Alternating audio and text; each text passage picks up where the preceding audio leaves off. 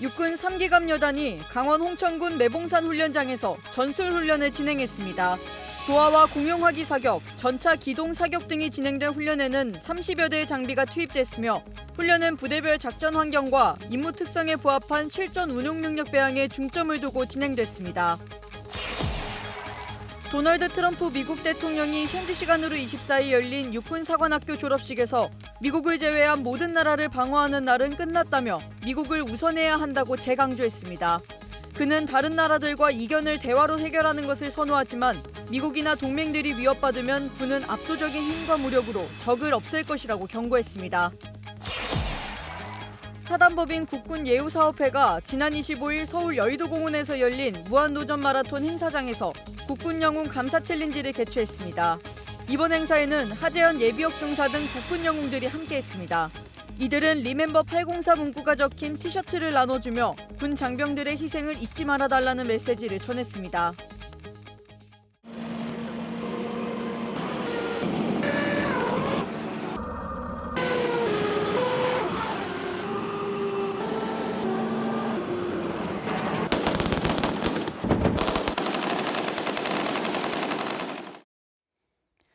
시청자 여러분 그리고 국군 장병 여러분 안녕하십니까? 5월 26일 KFN 뉴스 시작합니다. 앞서 보신 것처럼 육군 3기갑 여단이 강원도 홍천에서 실전 같은 전투 훈련을 실시했습니다. 궤도 장비 수상 조종부터 편제화기 사격까지 다양한 훈련을 통해 장병들의 전투력을 끌어올렸습니다. 이태검 기자입니다. 강원도 홍천의 매봉산 훈련장. K121 성능개량 전차가 불을 뿜습니다. 전차에 탄 장병들도 K6와 K16 기관총 세례를 퍼붓습니다. 궤도 장비의 심수 도하 훈련도 이어집니다. 수심 2m의 훈련장을 안정적으로 도하하며 궤도 장비의 운용 능력을 숙달합니다. 육군 3기갑여단 적토마 대대와 태극대대는 닷새 간의 실전 같은 전투 훈련을 펼쳤습니다. 400여 명의 장병과 궤도 장비 30여 대 등이 투입된 가운데 부대별 특성과 작전 환경에 맞는 훈련을 통해 실전 전투 능력을 높였습니다. 적토마 대대는 K121 전차 10대를 동원한 가운데 승무원의 보병 제압 능력 향상에 중점을 두고 기관총 사격을 실시했습니다. 대대는 K121 성능개량 전차 전력화에 맞춰 부대원들이 혼연일체가 되어 실전적인 기동과 사격, 그리고 도하 훈련을 실시하였고 이를 통해 장비에 대한 신뢰와 고도의 전투 능력을 확인할 수 있었습니다. 태극대대는 편제화기 사격을 통해 전투원들의 사격 능력을 향상시키는 한편 궤도 장비 수상 조종을 집중 숙달했습니다. 대대는 도하 작전에 대비해 장갑차의 수상 조종 능력을 반복히 숙달했습니다. 이를 통해 기계화보병 부대가 하천을 신속히 극복하고 목표 지점으로 기동할 수 있는 능력을 한층 강화할 수 있었고 전술적 자신감과 자부심도 함께 생겼습니다. 부대는 훈련 전 위험성 평가와 예행 연습을 통해 안전관리 대책 마련에도 노력을 기울였습니다. 구슬땀을 흘리며 실전 같은 훈련을 펼친 장병들. 육군 3기갑여단은 앞으로도 국가와 국민을 지키기 위해 완벽한 전투준비 태세를 유지할 예정입니다. KFN 뉴스 이태검입니다. 트럼프 대통령이 미 육군 사관학교 졸업식에서 다른 나라 안보를 책임지지 않겠다는 입장을 또 강조했습니다. 다만 미국과 동맹이 위협받는 경우에는 무력 사용을 주저하지 않겠다는 의지를 내비쳤습니다. 박인배 기자입니다. 미 육군 사관학교 졸업식에 참석한 트럼프 대통령. 다른 나라와의 갈등을 대화로 풀겠다면서도 미국이나 동맹에 대한 위협에는 단호히 대처하겠다는 입장을 밝혔습니다. The military's job is to dominate any foe and annihilate any threat to America anywhere, anytime, and any place. 트럼프 대통령은 미국 우선주의 기조를 또다시 강조하기도 했습니다.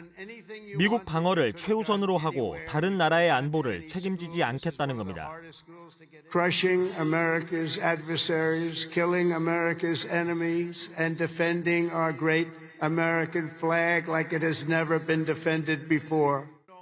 이 같은 트럼프 대통령의 발언은 한반도 안보와도 연관되는 상황.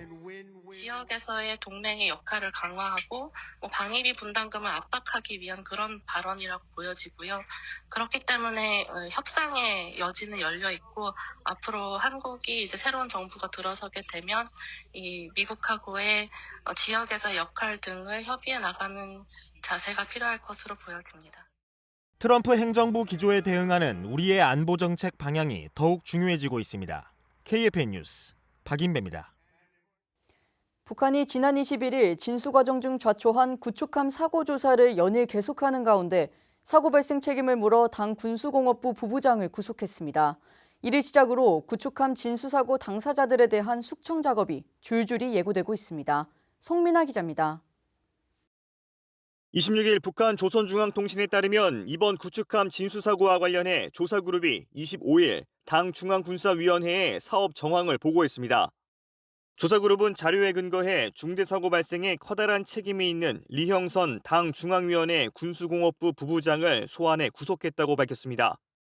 통신은 이어 좌초한 구축함의 균형성을 완전히 회복하고자 작업이 계획된 일정에 따라 진행되고 있다고 설명했지만 관련자들에 대한 숙청 작업은 피할 수 없을 전망입니다. 진수식 당시 현장에 있었던 김정은은 이를 심각한 중대사고이자 범죄적 행위라 지적하고 관련자 처벌과 6월 내 선체 복원 등을 지시했습니다. 이에 따라 북한 당국은 곧바로 사고 관련 조직 전반을 대상으로 기강 다잡기에 돌입해 조선소 실무 간부를 포함해 당 간부까지 구속했습니다. 지난 22일에는 홍기로 청진 조선소 지배인이 법기관에 소환됐으며 24일에는 강정철 청진 조선소 기사장, 한경학 선체 총조립직장 직장장, 그리고 김용학 행정부 지배인 등 조선소 실무 간부들이 줄줄이 구속된 것으로 알려졌습니다. 사고 재발 방지 대책 마련은 뒷전인 채 관계자 처벌에만 몰두하고 있는 북한의 비상식적인 행태는 북한을 바라보는 국제사회의 우려를 더욱 키우고 있습니다. KFN 뉴스 송민아입니다. 러시아가 사상 최대 규모 드론 공습을 우크라이나 전역에 퍼부었습니다. 양측이 1000명씩 전쟁 포로를 교환하는 중에 일어난 데다 수십 명의 사상자가 발생해 국제사회의 비난이 거세지고 있습니다. 김효진 기자가 전합니다. 현지 시간 25일 어둠이 짙게 깔린 우크라이나 수도 키이우 상공에 섬광이 번쩍이고 화염이 솟구쳤습니다. 러시아가 우크라이나에 사상 최대 규모 드론 공습을 퍼부은 겁니다. 볼로디미르 젤렌스키 우크라이나 대통령은 소셜 플랫폼 X를 통해 러시아가 밤사이 수도 키이우를 포함한 30여 개 도시와 마을에 공격용 드론 300대, 미사일 70발을 발사했다고 밝혔습니다. 격추된 드론들은 시내로 추락했고 건물에 화재가 발생하는가 하면 폭격 피해도 잇따랐습니다. 시민이 거주하는 마을의 건물이 무너져 폐허로 변하면서 많은 사상자가 발생했습니다. 사망자 중에는 어린이도 포함됐습니다. DPA, AP통신은 2022년 2월 전쟁 발발 이후 하루 새 이뤄진 드론 공격 중에서 최대 규모라고 보도했습니다. 러시아의 이런 공격에 국제사회는 압박이 필요하다고 촉구했습니다. 러시아의 사상 최대 드론 공격이 양측의 전쟁 포로가 집으로 향하는 동안 감행됐기 때문입니다. 카야 칼라스 유럽연합 외교정책위원장은 소셜 플랫폼 X에 간밤의 공격으로 우크라이나를 없애버리고자 하는 러시아의 의지가 다시 드러났다며 무고한 시민들이 죽고 다치는 것을 계속 두고 볼 수만은 없다. 러시아에 국제사회가 강력한 압력을 가해야 마땅하다고 밝혔습니다. 실질적인 평화 협상에 갈 길이 멀다는 관측에 무게가 실리고 있습니다. KFN 뉴스 김효진입니다. 중국이 서해 잠정조치 수역 PMZ 내에 항행 금지 구역을 설정한 데에 대해 우리 정부가 외교 채널을 통해 우려를 전달했습니다. 일부 구역은 우리 배타적 경제 수역에 걸친 것으로 알려졌습니다. 신소진 기자의 보도입니다. 중국이 서해 잠정조치 수역 PMZ에 3개의 항행금지 구역을 설정했고 이 가운데 2곳이 한국의 EEZ, 배타적 경제 수역을 포함하고 있다고 뉴스위크가 보도했습니다. 서해 잠정조치 수역은 우리나라와 중국의 배타적 경제 수역이 겹치는 수역의 일부로 양국이 합의해 조업과 항행을 자유롭게 하기로 한 공해상 수역입니다. 어느 한쪽의 주권이 미치지 않는 겁니다. 외교부는 외교 채널을 통해 중국 측에 우려를 전달했으며 국방부 등 관계부처와 공동 대응에 나서겠다는 방침입니다. 앞서 중국은 이 수역에 해양 구조물도 설치하기도 했습니다. 중국은 이를 심해 어업양식 시설이라고 주장했지만 우리 정부는 구조물 설치 자체에 깊은 우려를 표명한 바 있습니다. 중국 측은 추가 설치를 하지 않겠다는 입장을 밝혔지만 기존 시설 철거에 대해서는 명확한 입장을 내놓지 않고 있습니다.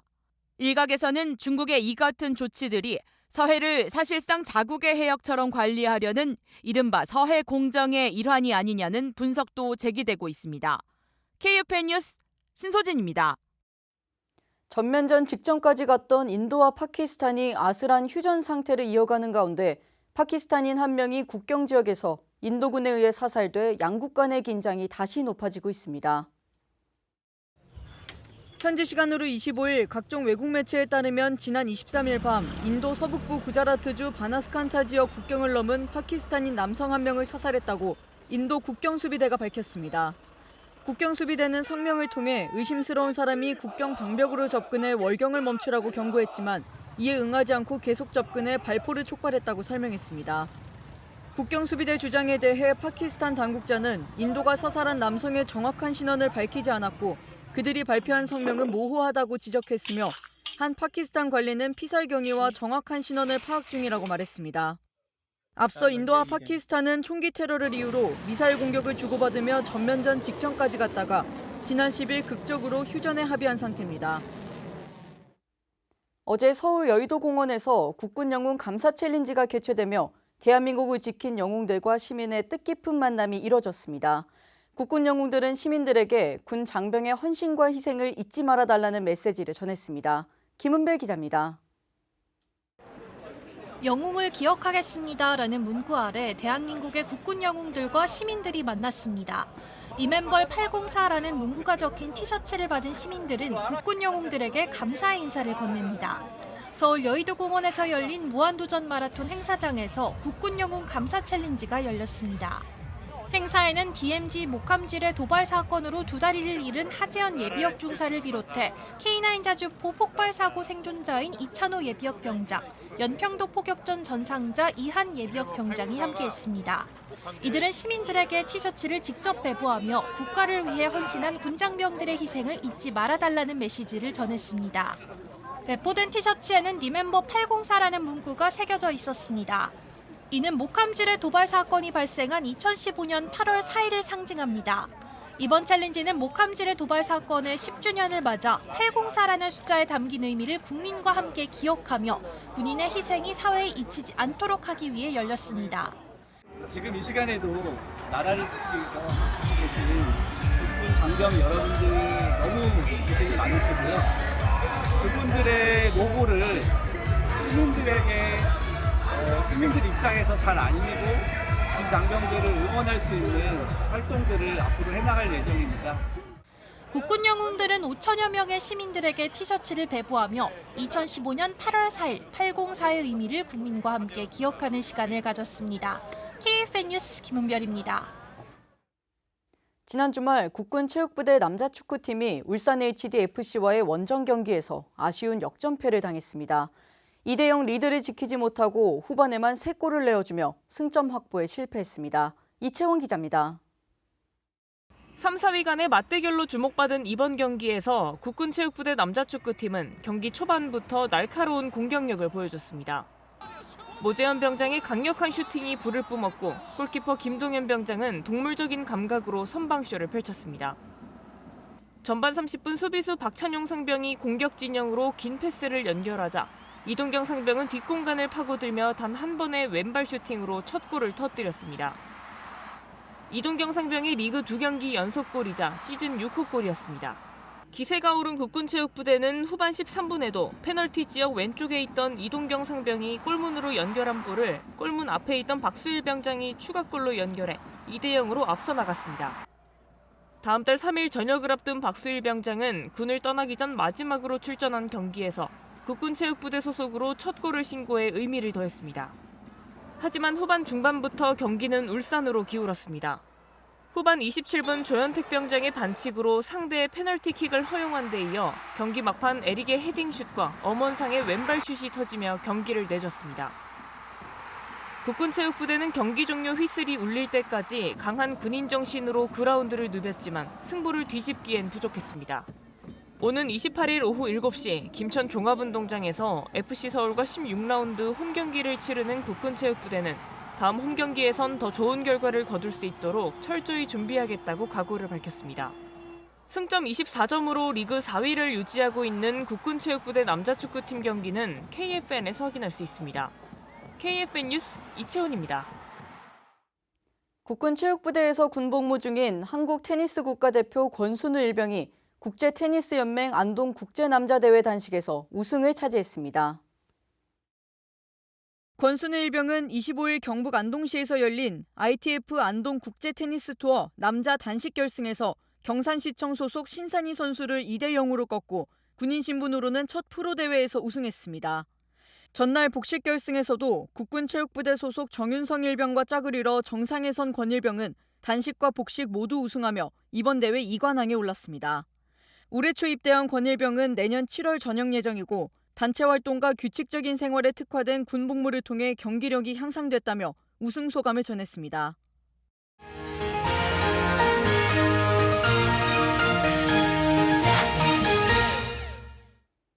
지뢰는 성능과 함께 가성비를 갖춘 무기로 전 세계에 매설된 지뢰의 양만 해도 1억 개가 넘을 것으로 추정되고 있습니다.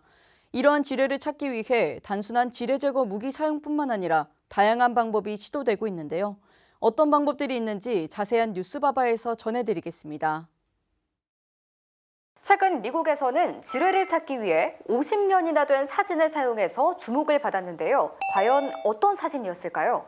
사진의 정체는 바로 50년 전에 촬영된 위성사진인데요. 과거에 촬영된 위성사진과 현재 지형을 비교해서 예전에는 도로였지만 지금은 용도가 바뀐 땅을 찾아 지뢰를 탐색 제거하는 겁니다. 이 방식은 작업의 효율을 높이는 건 물론 인명피해를 줄일 수 있을 것으로 기대되는데요. 이처럼 오래된 위성사진까지 동원하여 지뢰를 찾기 위해서 노력하는 이유. 지뢰는 저렴한 가격 대비 설치가 간편하고 효과적으로 적의 진격을 막을 수 있다 보니 전쟁 및 분쟁 지역 전역에 무작위로 흩뿌려지는데요. 수많은 지뢰는 군인, 민간인을 가리지 않고 위협하며 빈번하게 폭파 피해를 입힙니다. 현재 전 세계에 매설된 지뢰의 양만 해도 1억 개가 넘을 것으로 추정되고 있습니다. 이렇게 전쟁이 일어나면 늘 골칫거리로 남는 지뢰. 지뢰를 제거하기 위한 방법은 어떤 것들이 있을까요? 아프가니스탄에서는 획기적으로 저렴하고 간편하게 지뢰 탐지를 할 수 있는 수단을 개발해 사용하고 있는데요. 바로 마인카폰입니다. 마인카폰은 중심부에 원판이 장착된 대나무 막대기를 꽂아서 제작하는데요. 그대로 평지에 굴리면 바람을 따라 자유롭게 굴러다니다가 땅에 묻혀있던 지뢰를 지나치는 순간 터뜨리게 됩니다. 구조와 재료가 단순해 부러진 막대기를 교체하기도 쉽고 얼마든지 재사용할 수 있는 데다가 가격도 저렴해서 부담이 적다는 특징이 있습니다. 각종 동식물도 지뢰 탐지를 위해서 동원되고 있는데요. 아프리카 주머니쥐는 1.5kg 이하의 가벼운 몸무게와 개보다 더 민감한 후각을 이용해서 지뢰지대에서 제한 없이 탐지할 수 있습니다. 그리고 미국과 크로아티아 등에서는 꿀벌, 나방과 같은 곤충에게 먹이를 주며 화약 및 폭발물의 냄새를 맡게끔 하는 훈련을 진행했는데요. 이러한 훈련은 꿀벌과 나방이 화약 및 폭발물의 냄새를 먹이가 발산하는 냄새로 착각하게 하고 이후에는 자연스럽게 폭발물의 냄새를 추적해서 지뢰를 탐지할 수 있게 됩니다. 이뿐만이 아닌데요. 우리가 흔히 먹는 시금치, 미 연구팀에서는 이 시금치로 지뢰를 탐지하기 위한 연구도 진행했습니다. 센서 물질을 붙인 탄소 나노튜브를 잎으로 흡수시키면 지하에서 빨아들인 화학물질과 반응을 일으켜서 빛 신호를 내보내는 원리를 이용했습니다. 이 방식은 잎이 물을 빨아들여 반응하는데 고작 10분 정도 소요되며 스마트폰이나 이메일 등으로 결과를 바로 확인할 수 있어서 원격으로도 관리를 할 수 있다고 합니다. 최근에는 첨단 전력을 동원해 다양한 지뢰 탐지, 제거 방법이 개발되고 있는데요. 현대전장의 게임 체인저로 주목받고 있는 드론, GPSAR 센서를 탑재한 드론은 전자기파를 발산해 지 표면의 상태를 측정하고 지뢰의 위치를 측정할 수 있습니다. 발견된 지뢰는 기폭장치를 통해 터뜨리거나 무게가 있는 물체를 투척해서 폭파하는데요. 이러한 방식은 사람이 직접 접근하기 어려운 지역에서 운용하기에 적절하고 지뢰 탐지 정확도도 높아서 지뢰 제거 작업의 효율성을 높일 수 있습니다. 최근에는 지뢰 탐지 방식에 AI를 접목하는 등의 노력 또한 이어지고 있는데요. 하루빨리 더욱더 효율적인 지뢰 탐지 및 제거 기술이 개발되어서 지뢰로 인한 피해가 줄어들길 기대합니다. 이어서 오늘의 국방단신 전해드립니다. 해병대 교육훈련단이 부사관 후보생 410기, 86명을 신임 해병대 부사관으로 배출했습니다. 올해 3월 10일에 입영한 부사관 410기는 11주간 강도 높은 교육훈련으로 기초군사 기술을 숙달하고 해병대 부사관으로서의 전술 지식을 함양했습니다. 지난 4월 21일 입영해 5주간의 양성교육 훈련 과정을 이수한 해군병 713기가 탄생했습니다. 전투행군, 야전교육, 소형 고무보트, 전투수영 등 실무에 필요한 교육 훈련을 거쳐 정예 해군병으로 거듭난 이들은 충무공의 후예이자 군인으로서 대한민국의 자유와 평화를 지키는 데 앞장설 계획입니다. 방위사업청이 방위사업관계법 세미나를 개최했습니다. 행사는 방위사업관계법의 통섭적 고찰이라는 주제 아래 지식재산권 제도 같이 방위사업 추진 과정에서 반드시 검토되어야 할 법령 발표와 토론이 진행됐습니다.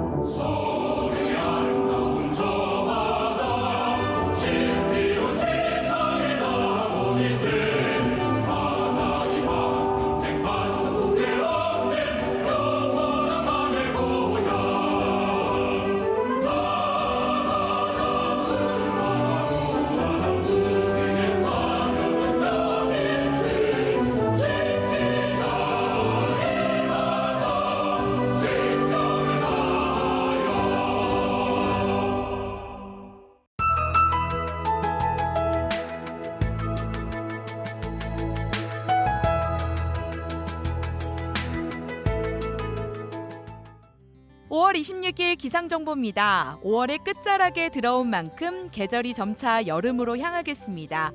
고기압의 영향을 받는 가운데 오늘 낮부터 26도 안팎의 초여름 날씨가 나타나겠습니다. 점차 계절이 여름으로 바뀌고 있지만 여전히 일교차도 큰 만큼 건강관리에 신경 써주셔야겠습니다. 오늘은 전국이 대체로 맑겠으며 서북도서에는 짙은 바다 안개가 나타나겠습니다. 내일 또한 대체로 맑겠으며 바다 안개가 더 넓은 범위로 나타나겠습니다. 내일 아침 최저기온은 서울 15도, 계룡 11도가 예상되며 한낮 최고기온은 서울 27도, 원주 대구 28도로 전국 대부분 지역에서 25도 이상의 기온 분포를 보이면서 평년보다 2에서 5도가량 높은 날씨가 예상됩니다. 작전 기상입니다. 오늘은 기상이 작전에 미치는 영향 없겠습니다. 주간 기상 전망입니다. 수요일과 목요일에는 동쪽 지방을 중심으로 번개를 동반한 소나기 예보가 있습니다. 산악으로는 최대 20mm의 많은 양의 강수가 나타날 수 있으니 뇌우에 유의하시기 바랍니다. 이후 금요일부터는 다시 대체로 맑은 날씨 이어지겠습니다. 이상 공군기상단 제공 기상정보였습니다. 이것으로 KFN 뉴스를 마칩니다. 시청해주신 여러분 고맙습니다.